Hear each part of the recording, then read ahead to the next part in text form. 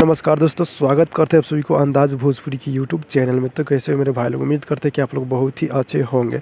तो दोस्तों बता दूँ का करे आयरा जालू, जिस वीडियो सॉन्ग आप लोग बेसब्री से इंतजार कर रहे थे, इतने विवाद के बाद इतना हाई लेवल का सॉन्ग आ चुका है। जी हाँ दोस्तों, सुपरस्टार गायक खेसारी लाल यादव जी का इतना विवाद के बाद का करे आयरा जालू, यह वीडियो सॉन्ग काफ़ी मज़ेदार का है। जी हाँ दोस्तों, अभी अभी जस्ट रिलीज़ किया गया है आदिशक्ति यूट्यूब चैनल से।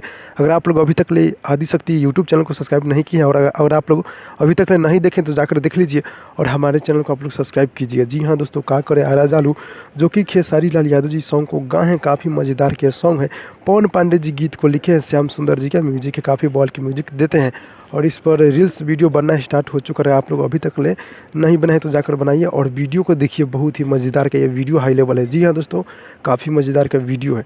तो भाई लोग बता दूं कि अपडेट कैसा लगा, अपडेट अच्छा लगा तो लाइक कीजिएगा, चैनल पर नए होंगे चैनल को सब्सक्राइब कीजिएगा, क्योंकि भोजपुरी खबरें यहाँ पे मिलते रहता है। तो मिलते हैं अगली वीडियो में, तब तक के लिए जय हिंद, अपना ख्याल रखिएगा।